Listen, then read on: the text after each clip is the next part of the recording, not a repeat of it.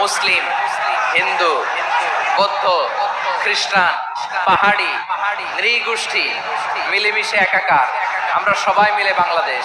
আমাদের পারস্পরিক সম্প্রীতি, ভালোবাসা, সৌহার্দ্যপূর্ণ আচরণ, বোঝাপড়া এটা বেশ মজবুত। তবে মাঝে মাঝে আমাদের এই সম্প্রীতির ভেতরে অনেকে ফাটল ধরাতে চায়। আমরা যে সুখে আছি, শান্তিতে আছে, এটা অনেকের ভালো লাগে না। দুর্বৃত্তদের ব্যাপারে আমাদের সাবধান থাকতে হবে, আমরা সংঘবদ্ধ থাকবো। এই যে আমাদের পিসফুল কোএক্সিস্টেন্স, শান্তিপূর্ণ সহাবস্থান। যেদিন হিন্দুদের পূজা অনুষ্ঠান, আমরা ওই দিন তাফসির মাহফিল করি না, ঠিক কিনা বলেন? যেদিন আমাদের তাফসিরুল কোরআনের প্রোগ্রাম, ওই দিন আমাদের হিন্দু ভাইরা ডিস্টার্ব করে না। সুবহানাল্লাহ। হিন্দুদের পূজা অনুষ্ঠানে আইন শৃঙ্খলা বাহিনীর পাশাপাশি মাদ্রাসার ছাত্ররা যে সেখানে পাহারা দেয়। গোটা পৃথিবীতে এই দৃষ্টান্ত আপনি পাবেন। রব্বুল আলামিন বলেন, গোলাম ও আমার ইমানদার বান্দারা, শোনো শোনো, লা তাসুবুল্লাযীনা ইয়াদউনা মিন দুনিল্লাহ ফায়াসুবুল্লাহা আদওয়াম বিগাইরি ইলম। ও আমার বিশ্বাসী বান্দারা, যারা আল্লাহকে ব্যতি রেখে দেব দেবীর পূজা করে, তোমরা খবরদার তাদের গালি দিও না। যদি ওই দেবতাদেরকে গালি দাও, তাহলে ভুলবশত, শত্রুতাবশত তারা তোমাদের রব আল্লাহকে গালি দেবে, ঠিক কিনা? কোন ধর্মকে ছোট করা যাবে না। অন্য ধর্মকে ছোট করা মানে ইসলামকে ছোট করা। আর অন্য ধর্মের দেবতাকে যদি আপনি গালি দেন, ওরা ইসলাম থেকে দূরে সরে যাবে। যাও ইসলামের প্রতি আকৃষ্ট হয়েছিল, আর কোনোদিন ইসলামের ধারে কাছে আসবে না। আওয়াজ করে বলেন ঠিক কিনা? এজন্য কখনো কোনোদিন অন্য ধর্মের দেবতাদেরকে গালি দেওয়া যাবে না। অন্য ধর্মের কোন দেবতাদেরকে আমরা গালি দিব না। আমরা তো মুসলমান বসতে পারি না। আমরা দুই মুসলিম ভাই একসাথে বসে চা খেতে পারি না, গল্প করতে পারি না। বিষ্ণু ইসলাম মুশরিকদের সাথে ট্রিটি করেছেন হুদাইবিয়ার সন্ধি। এটাকে বলে সুলহে হুদাইবিয়া, the peace agreement of Hudaybiyyah, শান্তি চুক্তি। মদিনায় যে বিষ্ণু ইসলাম মদিনা চার্টার করলেন, মদিনা সনদ, যে ওয়েস্টে, ইউরোপে, আমেরিকাতে তারা অনেক চার্টার করে, সব চার্টার মদিনা চার্টার থেকে কপি করা। আওয়াজ করে পড়েন সুবহানাল্লাহ। তাহলে অন্য ধর্মের প্রতি সব সময় ইসলাম সহনশীল, টলারেন্স। যদি আপনি দেখতে চান ইসলামের নবী, বিশ্ব নবীর দিকে তাকান, ঠিক কিনা বলেন? আমরা তো সংখ্যালঘুদের রাইটস প্রোটেক্ট করার জন্য কত আইন বানাই, কত বৈঠক করি, কত সংবাদ সম্মেলন করি। বিষ্ণু সাল্লাল্লাহু আলাইহি ওয়াসাল্লাম সংখ্যালঘুদের রাইটস এর ব্যাপারে, অধিকারের ব্যাপারে যে কথা বলেছেন, শুনলে আপনি অবাক হয়ে যাবেন।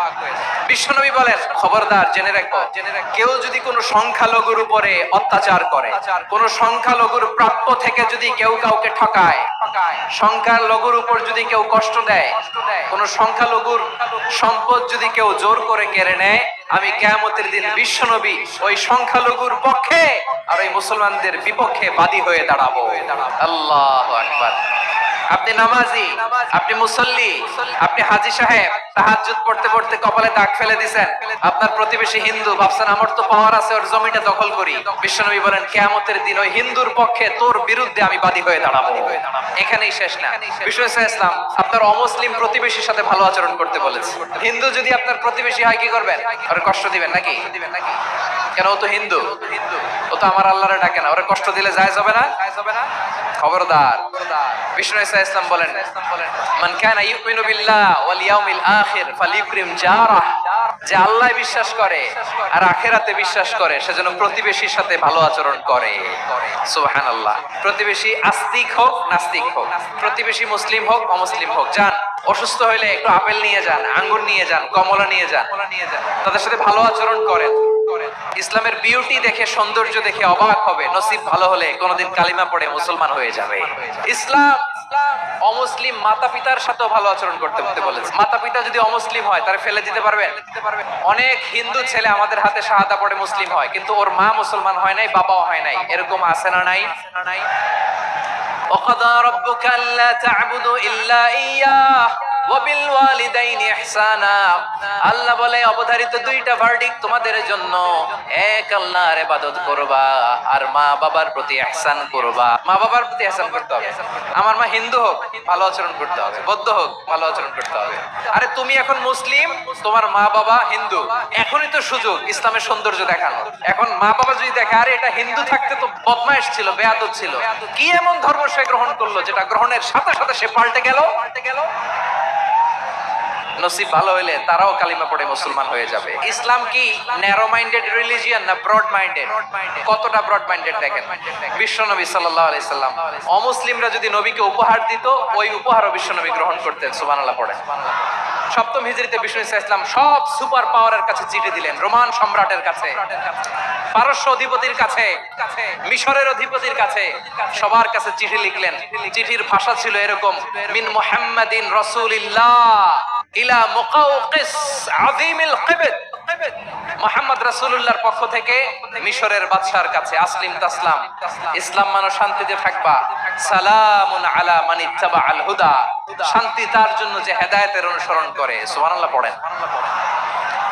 এই চিঠি অনেকে ভালোভাবে রিসিভ করেছে। অনেকে এই চিঠি পাওয়ার পরে নবীর কাছে আবার ইন রিটার্ন উপহার পাঠিয়েছে। তাহলে অমুসলিম কেউ যদি আপনাকে উপহার দেয়, হালাল উপহার হলে আপনি গ্রহণ করতে পারবেন। শুধু তাই নয়, বিষ্ণু ঈসা ইসলাম অমুসলিমদের সাথে আর্থিক লেনদেনও করেছেন, ফিনান্সিয়াল ডিলিং করেছেন। অমুসলিমদের সাথে প্রয়োজনে আপনি ফিনান্সিয়াল ডিলিং করতে পারবেন। আমরা প্রায় দেখি বাজারের মিষ্টির দোকানগুলো আমার হিন্দু ভাইদের, তারপরে যে বারবার সব চুল কাটে যে নাপিত, অধিকাংশ নাপিতের দোকানে কারা? আমার হিন্দু ভাইরা। আপনি চুল কাটতে পারবেন কিনা? পারবেন। তার দোকান থেকে দই মিষ্টি কিনতে পারবেন কিনা? পারবেন। শুধু তাই নয়, ইন কেস অফ ইমার্জেন্সি, প্রয়োজনে ইসলামের খাতিরে, ইসলামকে সামনের দিকে এগিয়ে নিয়ে যাওয়ার জন্য অমুসলিমদের সাপোর্ট নেওয়া জায়েজ আছে। সুবহানাল্লাহ বলেন। অমুসলিমদের সাপোর্ট নেয়া, তাদের থেকে অর্থ নেয়া, পলিটিক্যাল সাপোর্ট, পলিটিক্যাল অ্যাসাইলাম নেওয়া জায়েজ আছে। আমাদের অনেক বিশ্ববরেণ্য দায়ীরা আমেরিকায় অস্থায়ীভাবে অ্যাসাইলাম নিয়ে থাকে। নিজের দেশে গেলে ফাঁসিতে ঝুলাই দিবে। যুগ যুগ ধরে দায়ীদের উপর এরকম অত্যাচার আর নির্যাতন আছে না নাই? এটা যে জায়েজ আছে তার প্রমাণ স্বয়ং বিশ্বনবী সাল্লাল্লাহু আলাইহি ওয়াসাল্লাম পলিটিক্যাল সাপোর্ট নিয়েছিলেন অমুসলিমদের কাছ থেকে। বিশাল মরুপথ, পাহাড়ি পথ পাড়ি দিয়ে তায়েফের মরুজমিনে গেলেন কোরআনের দাওয়াত নিয়ে, ইমানের দাওয়াত নিয়ে। কিন্তু তায়েফের লোকেরা বিশ্বনবীর দাওয়াতকে শুধু প্রত্যাখ্যান করেই থামে নাই, তারা বিশ্বনবীর সাথে অত্যন্ত খারাপ আচরণ করেছে। প্রিয় ভাইরা, তায়েফের ছেলেরা নবীকে রক্তাক্ত করলো। আমার নবী কই যাবে? কই যাবে? মক্কায় জায়গা নাই, তায়েফে জায়গা নাই। তায়েফ থেকে ভারাক্রান্ত মন নিয়ে আমার নবী মক্কায় ফিরে আসলেন।